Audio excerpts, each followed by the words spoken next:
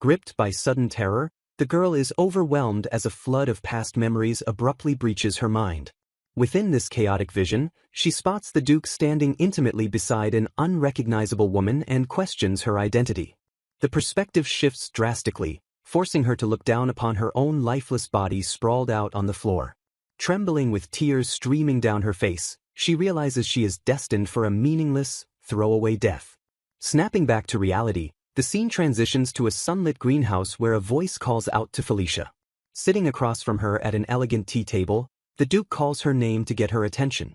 Leaning in with a concerned expression, he gently asks if she is feeling all right. Startled by the interruption, Felicia quickly apologizes and admits that she simply zoned out for a moment. Taking a calm sip of his tea, the Duke casually accepts her excuse with a quiet clink of his cup. Her mind continues to race as she tries to process the horrific vision she just experienced. Heart pounding in her chest, she realizes those visions of her impending death were actual memories rather than just a bad dream. The Duke presses the issue, asking once more if she is truly okay and forcing her attention back to him. Masking her inner turmoil, she quietly affirms that she is fine.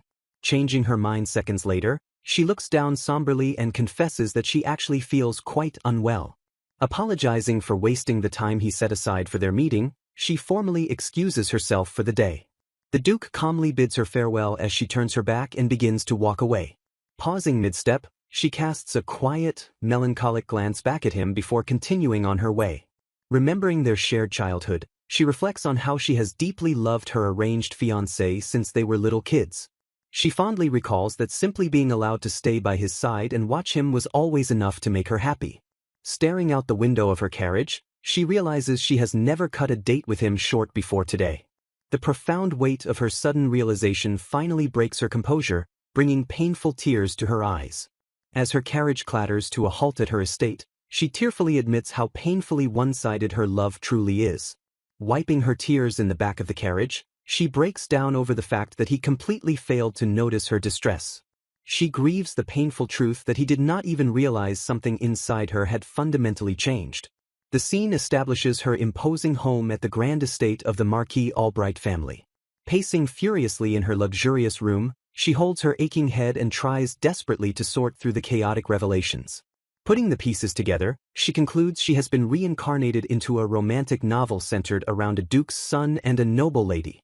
She remembers the story dictates that the hero's childhood friend and fiancé gets brutally murdered by a mysterious assailant. This tragic death is meant to serve merely as a convenient catalyst for the grieving hero to swear a path of revenge. Ultimately, the hero's quest for the culprit leads him to grow closer to the story's true heroine until they happily end up together.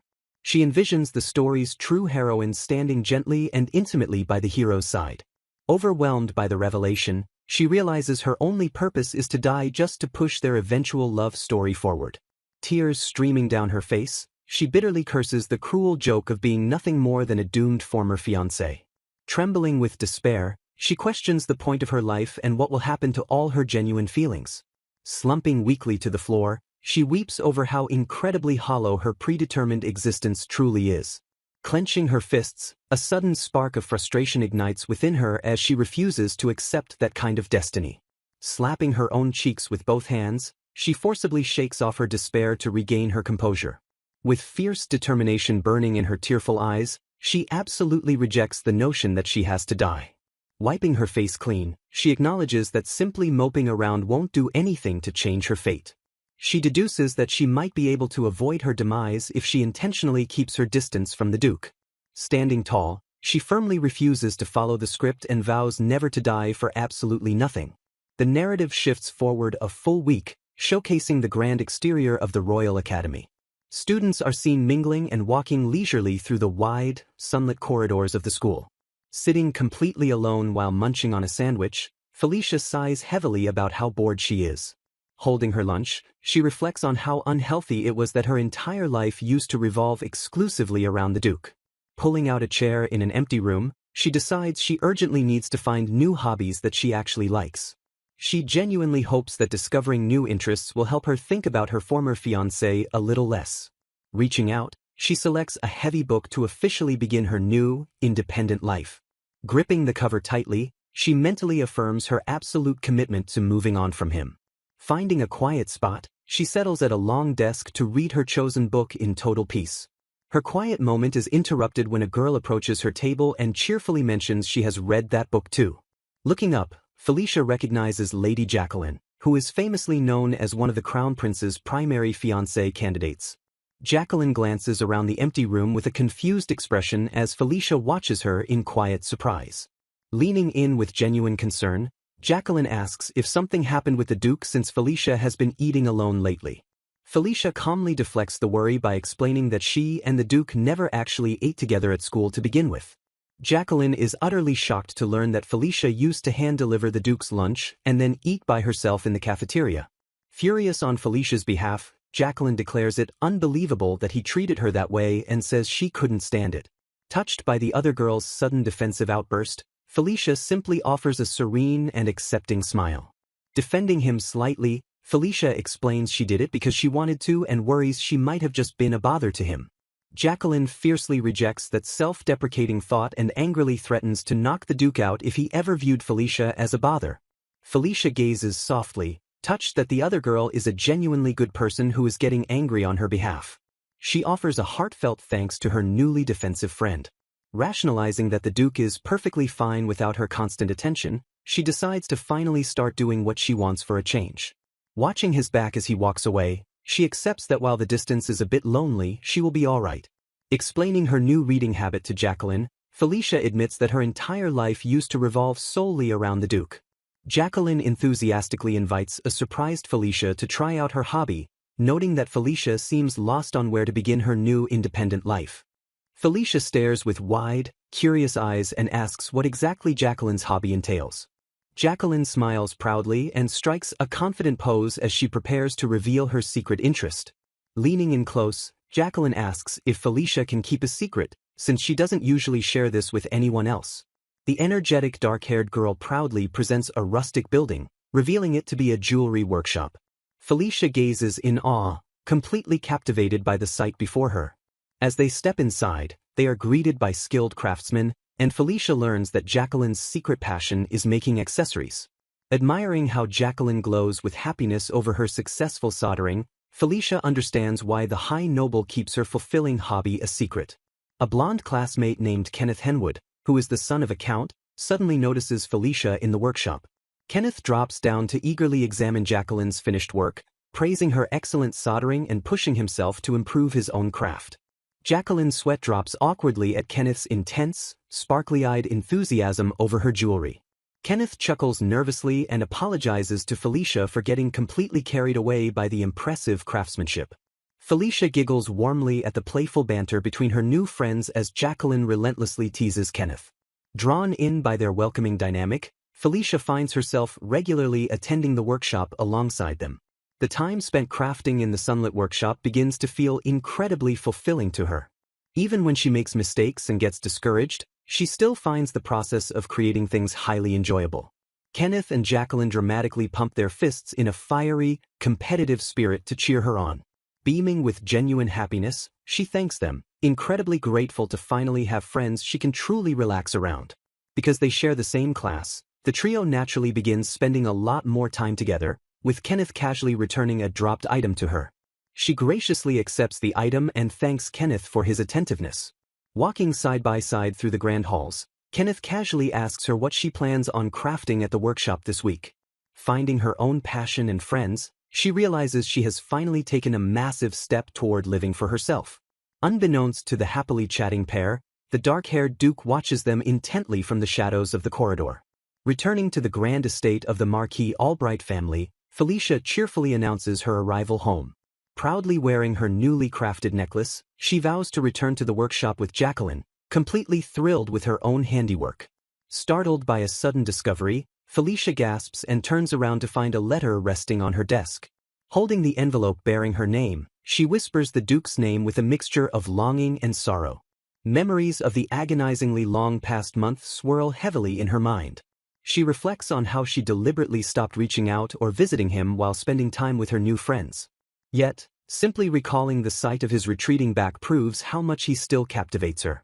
Her eyes still follow him instinctively, cementing the painful truth that she cannot stop loving him. She desperately wonders if he has spent even a fraction of this past month thinking about her. Despite wanting to surrender to the inevitable, a foolish part of her heart still clings to hope.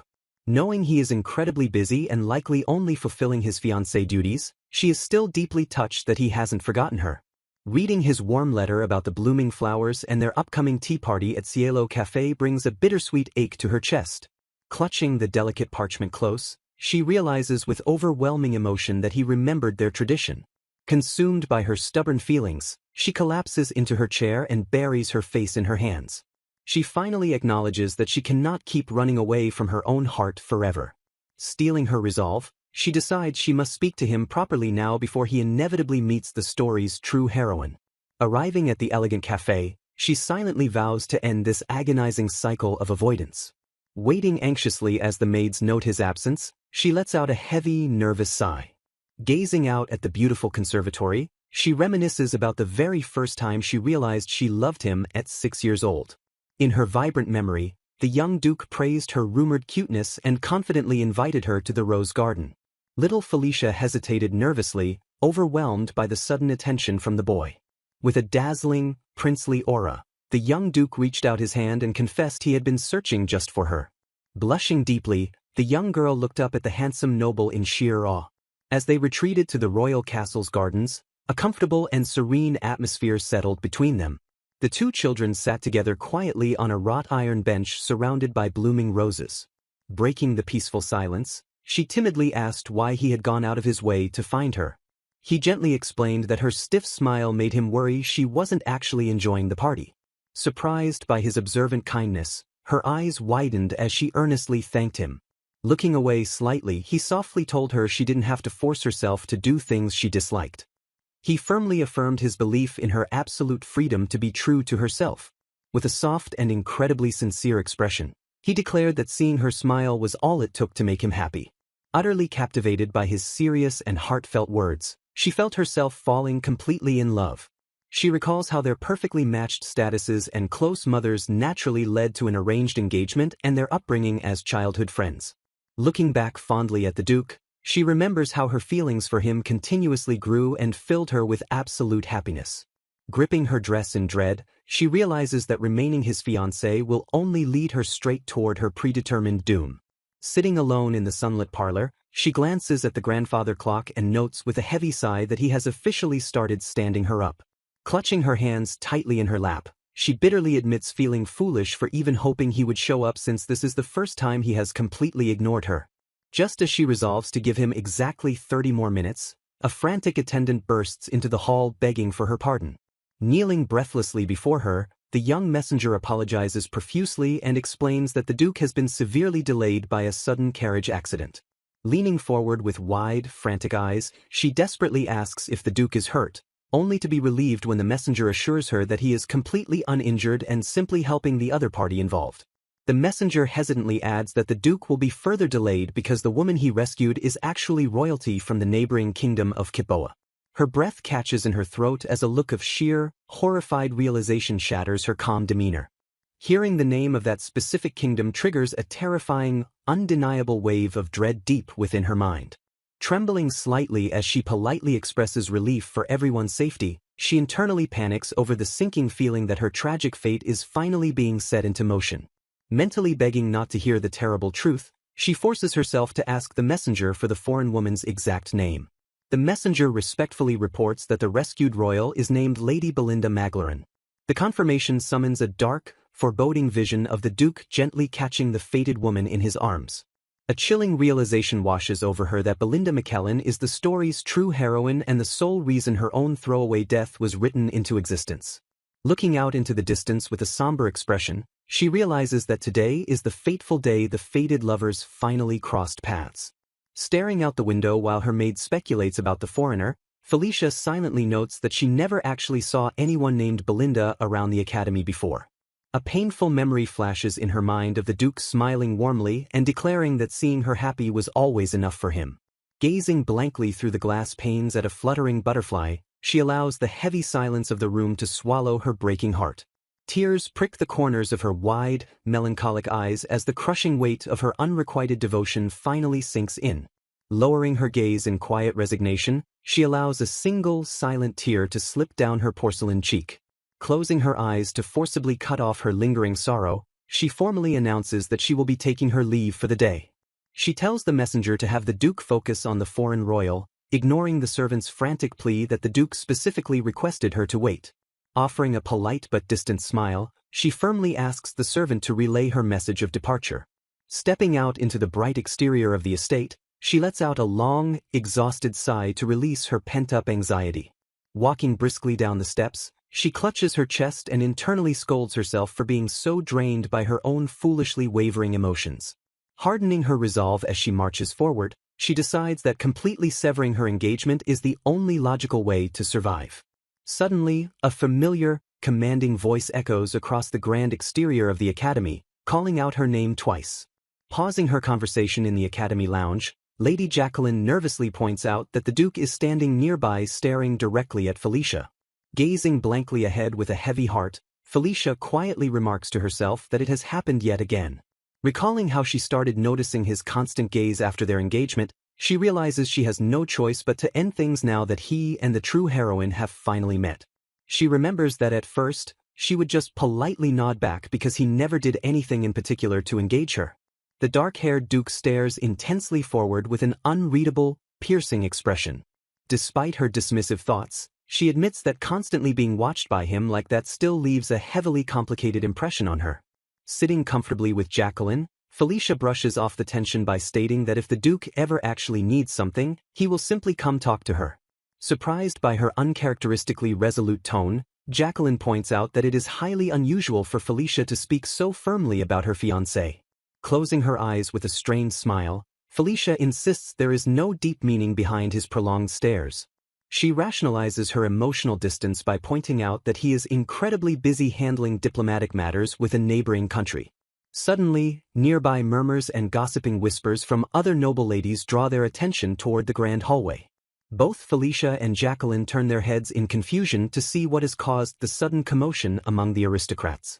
A tense silence falls over the girls as they silently observe the unfolding scene from their seats.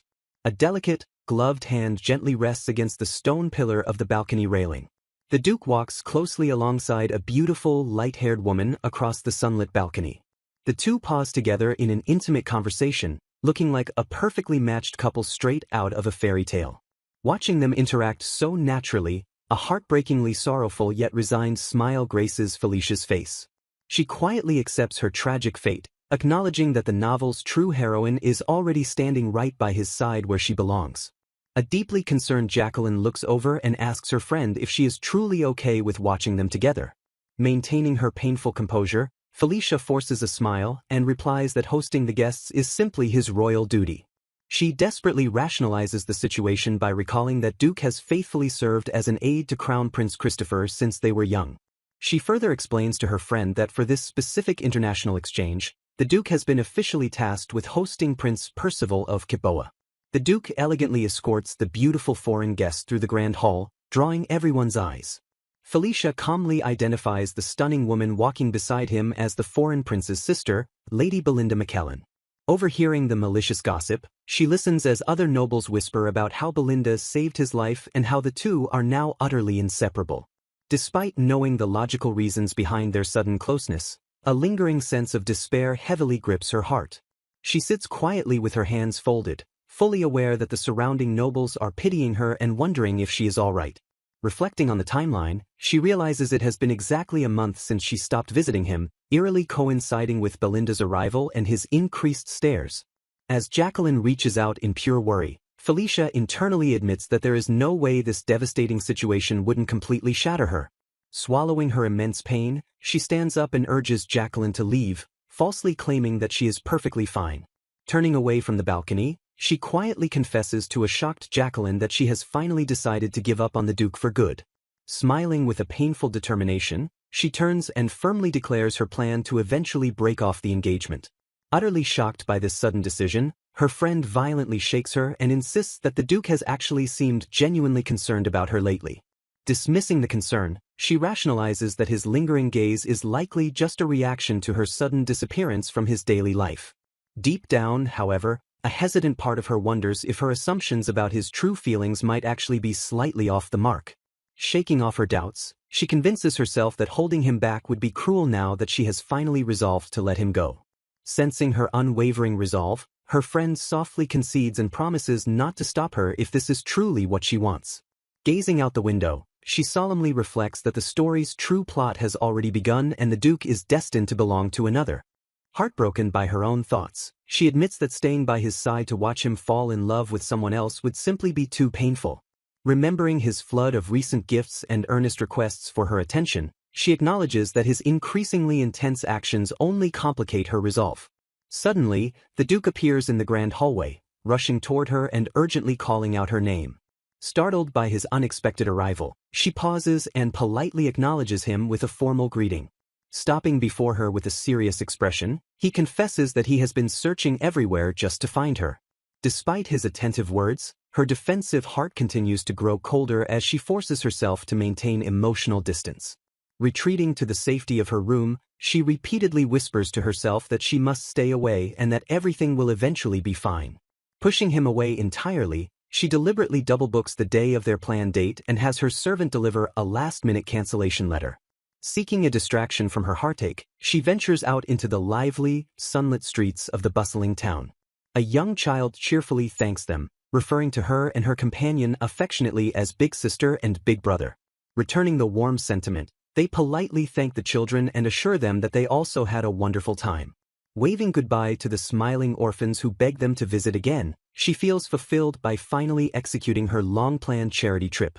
Strolling through the vibrant marketplace with Kenneth, she takes in the bustling sights and sounds of the stalls. With a hint of disappointment in her eyes, she mentions to Kenneth that she really wishes Jacqueline could have joined them today. Acknowledging that Jacqueline is currently busy as the top candidate for the prince's fiancé, she hopes they can all browse the market stalls together once things settle down.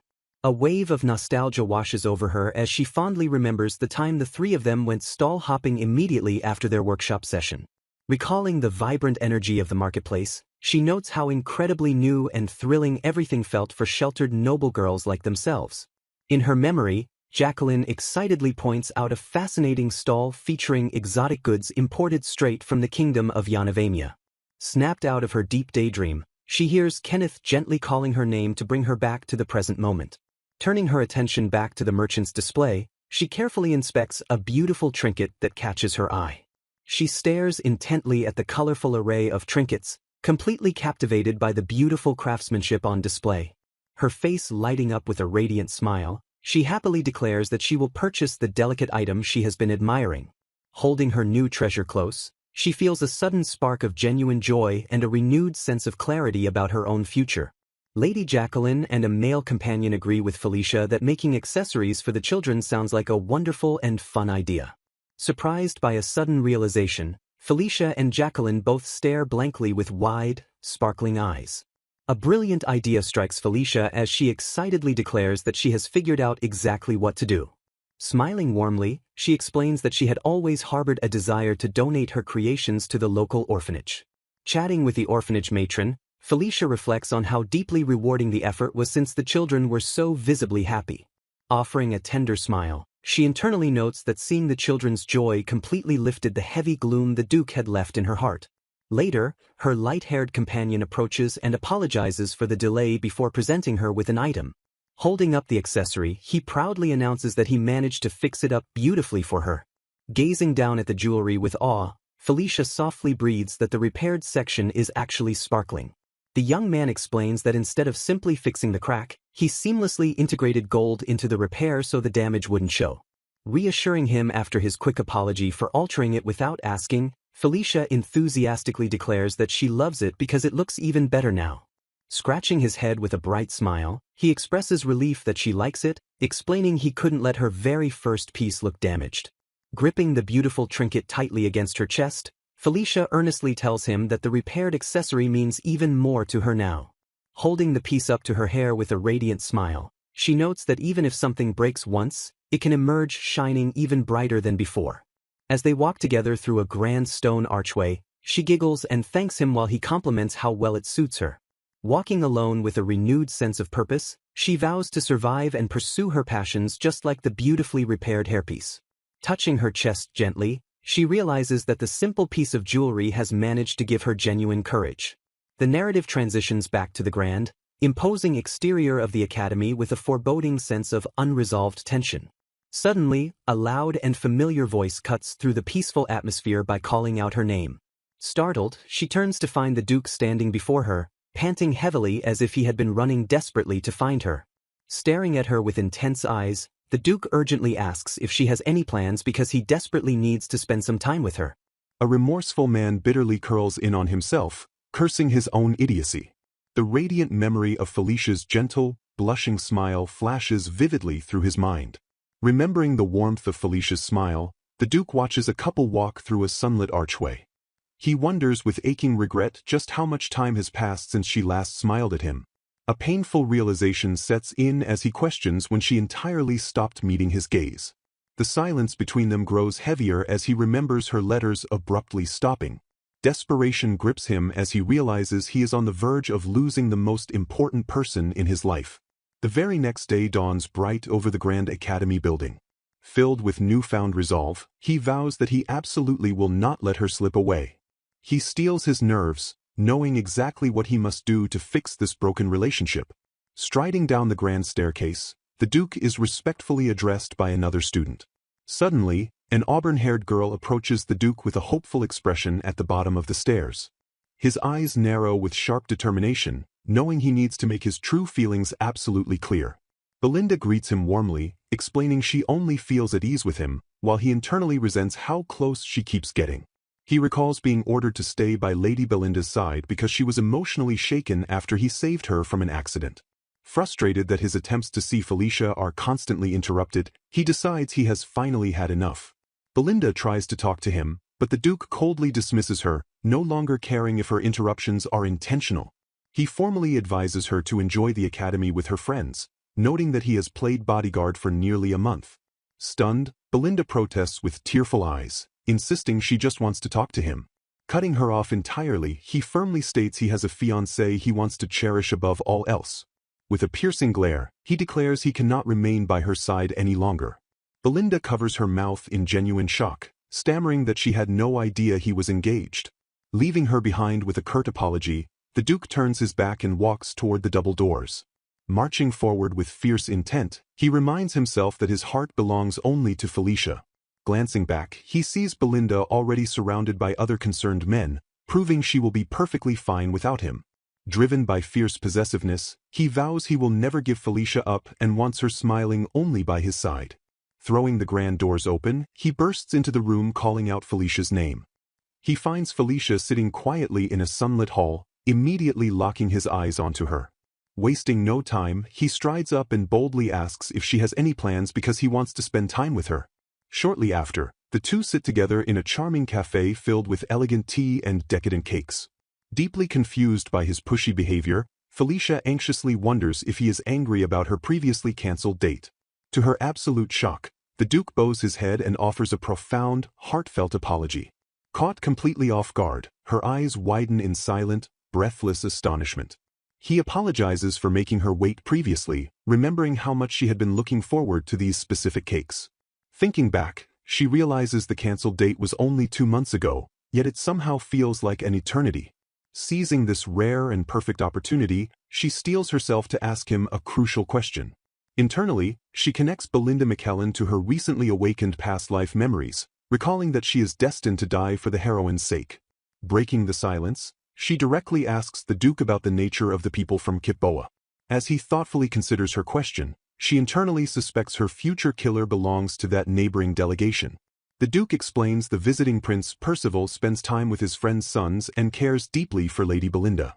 Sliding a plate of cake toward him, she deduces that she can rule out the prince and suspects one of the young lords instead.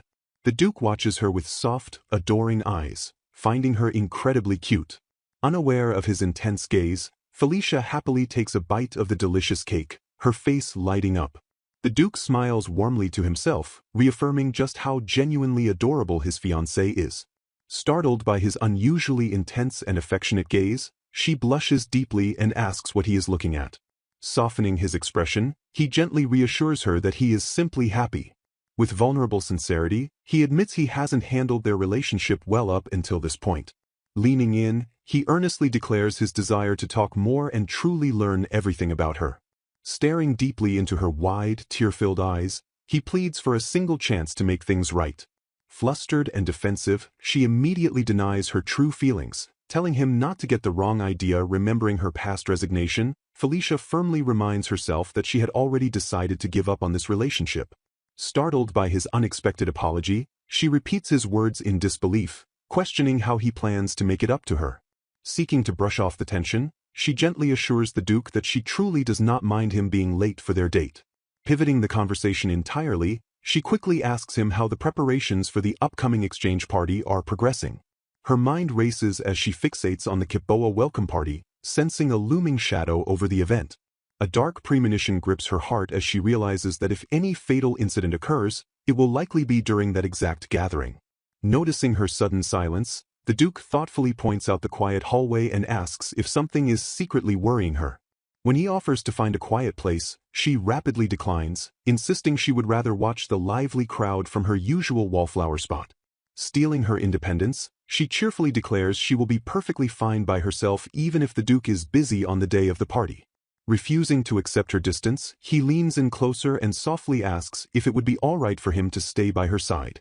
The Duke stares down at her with an intense, unwavering gaze, his dark eyes radiating pure sincerity. Overwhelmed by his intense demeanor, Felicia sweat drops and internally panics, silently insisting that she genuinely isn't mad at him. He firmly reiterates his desire to stay with her as much as possible, though she nervously wonders about his official duties.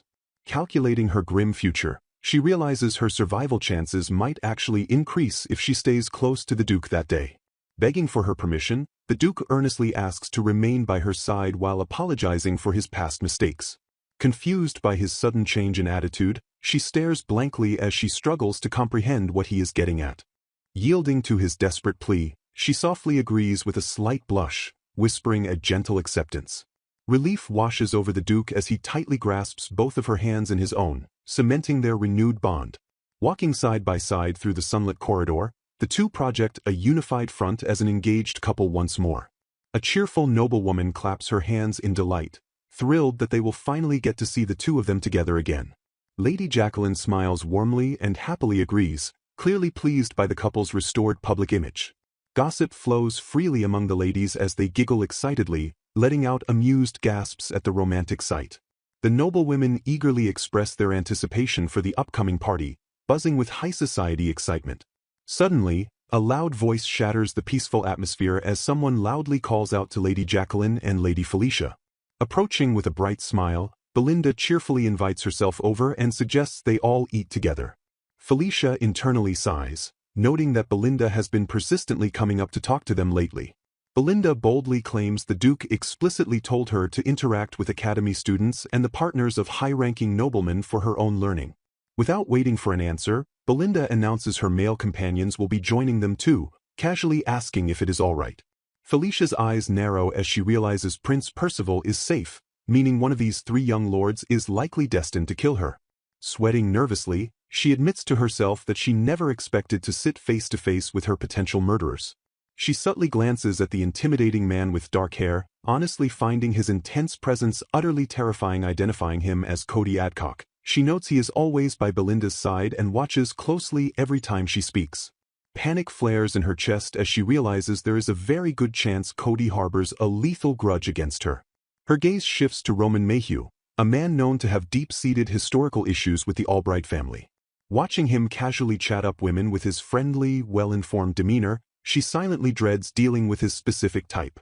Belinda suddenly hums as a new, disruptive thought seemingly crosses her mind in the middle of the meal. Caught off guard by a sudden question, Felicia stammers out that she is indeed close to someone, though clearly confused.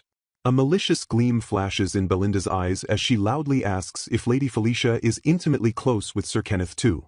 Stunned into silence, Felicia flinches in shock as memories of a recent outing with Kenneth flash through her mind. Feigning innocent surprise, Belinda loudly gasps and wonders just how special that particular secret outing must have been. Continuing her verbal assault, Belinda mockingly questions how Felicia can be so close to another man while engaged to the Duke. With a condescending smirk, She praises Felicia for being quite something to juggle multiple men so brazenly. Completely flustered and trapped, Felicia stutters defensively, desperately trying to formulate a proper response. Jacqueline swiftly intervenes, firmly asking Belinda to refrain from shouting things that could cause scandalous misunderstandings. Refusing to back down, Belinda chuckles darkly and presses the issue, insisting that Felicia and Kenneth went out completely alone. Felicia visibly shrinks back, her face pale as the heavy weight of the public accusation crashes down on her shoulders. Panicking internally, Felicia tries to justify that she informed those around her properly, though she realizes she never told her fiancé. She frantically realizes Belinda's loud, emphasizing tone is intentionally designed to ruin her reputation and cause massive misunderstandings. Just as she wonders what to do, a strong hand lands firmly on her shoulder as a familiar voice declares that he already knows. Stepping in to save her, the Duke smoothly confirms that she was simply delivering charity gifts to the orphanage with Sir Kenneth that day. Setting the stage for the unfolding confrontation, the tense atmosphere immediately grips the room. Stunned by his unexpected defense, Felicia gazes up and breathes the Duke's name in pure disbelief. Standing tall, the Duke firmly clarifies that they split the orphanage items for boys and girls and delivered them separately. Hearing the absolute truth, the surrounding noblewomen immediately praise their wonderful and admirable work for the orphans. Frustrated by the sudden shift in the crowd's favor, Belinda silently fumes and mutters bitterly under her breath. Recovering her sweet facade quickly, Belinda tilts her head and pointedly asks if the two of them are officially engaged. Watching her rival closely, Felicia narrows her eyes as something deeply unsettling about Belinda's tone bothers her. Stepping smoothly into the conversation, Roman Mayhew notes that the engaged couple has known each other since childhood. Caught off guard by the sudden attention, Felicia nervously stammers a hesitant confirmation while sensing an incoming trap. Feigning innocent admiration, Belinda loudly remarks how incredibly fortunate Felicia is to be born into the wealthy House Albright. Playing the tragic victim, Belinda emphasizes how painfully envious she is of such a blessed environment compared to her own life. Accepting the backhanded compliment silently, Felicia sighs internally and figures it is much better than being outright insulted. Dropping her sweet mask, Belinda mockingly praises Felicia's impressive lack of modesty after living a life completely devoid of hardship. Leaning in with a venomous smile, Belinda jealously claims that Lady Felicia can get absolutely anything she wants just by smiling. Twisting the knife further, Belinda loudly gossips that Felicia's engagement only happened because she desperately chased after the Duke. Cutting fiercely through the toxic chatter, the Duke glares at Lady Belinda and coldly states that her rumors are a complete misunderstanding. Shrinking back from his terrifying tone, Belinda feebly defends herself by claiming she only repeated what other people were saying. Taking absolute and unwavering responsibility, the Duke boldly declares that if their relationship seemed one-sided, the fault lies entirely with him. Staring down the whispering crowd, he passionately announces that the only woman he sees in his entire future is Felicia. Wrapping a fiercely protective arm around her, he proclaims that he is the one truly blessed to have Felicia as his fiancée. Utterly bewildered by his passionate public defense, Felicia stares at his broad back and wonders what has gotten into him lately. Analyzing his recent protective behavior, she realizes that the Duke instantly rushes to her rescue whenever Belinda tries to corner her.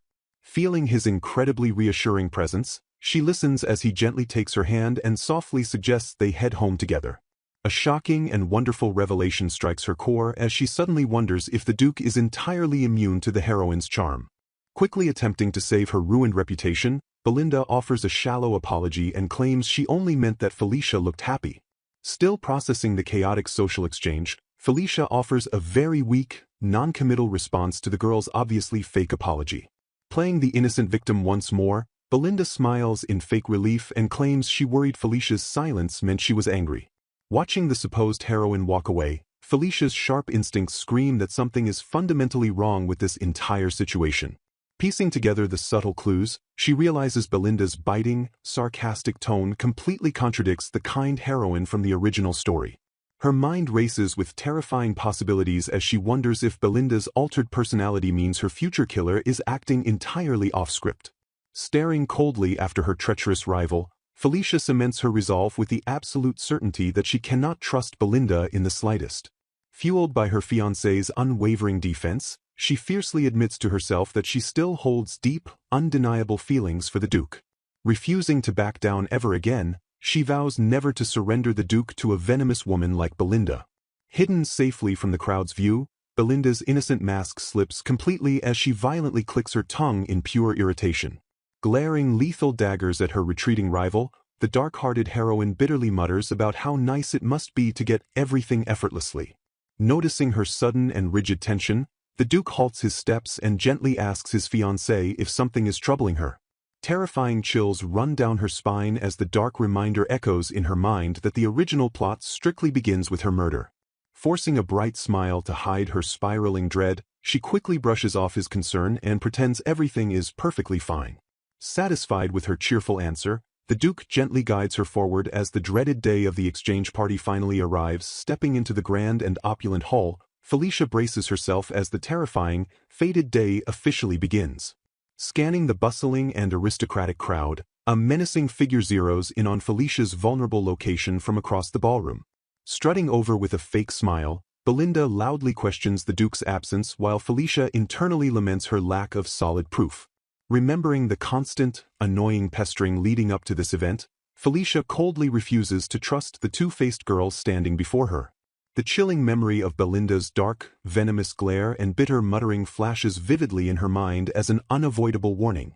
Analyzing the dangerous story deviations, she deduces that Belinda's twisted personality strongly suggests a direct connection to her destined murderer. Startled by a sudden and friendly call, she snaps out of her dark thoughts and vows to avoid being left alone at all costs. Rushing over with a warm, genuine smile, Jacqueline loudly compliments her stunning appearance in the elegant party dress.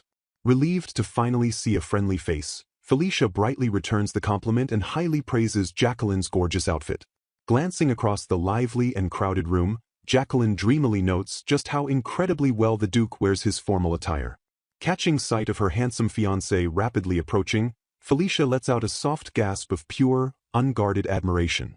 Confused and slightly overwhelmed, she mutters, "Huh? For what?" before quickly apologizing because there is a lot she wants to say.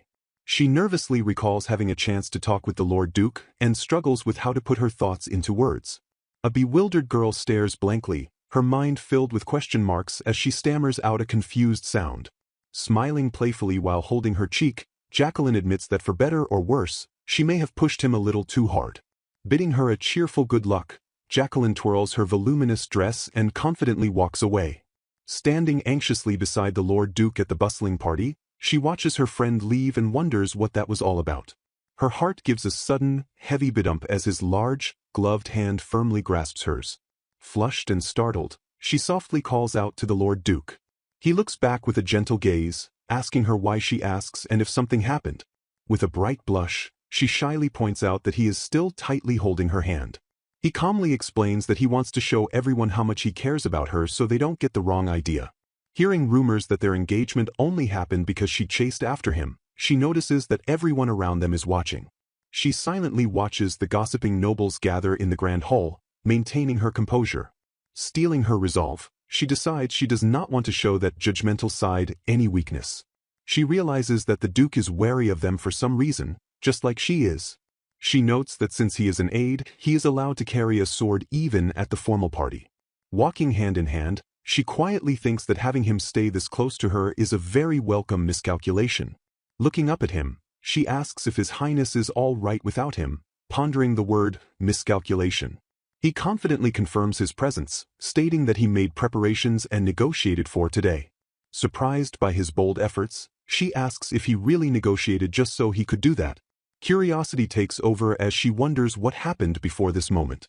She melancholically reflects on the story's original plot, where she was left alone and died lonely without anyone noticing. Bowing deeply in front of her, he apologizes for everything and confesses that he leaned on Felicia too much. He expresses profound regret, admitting he left her all alone because her presence allowed him to focus entirely on his duties. She gazes at him fondly, respecting how seriously he approaches everything as the Lord Duke. She admits to herself that if she hadn't known her future as the doomed character, she would have kept supporting his earnest self forever. Grasping his cravat with intense emotion, he refutes her doubts and passionately declares that he is the one who wants to be with her. Her eyes widen in absolute shock as the profound weight of his words finally hits her. Clenching his fist tightly, He fiercely states that it is not fair when he had finally made up his mind to give up. He struggles to contain his surging emotions, frustratedly muttering about how difficult this is.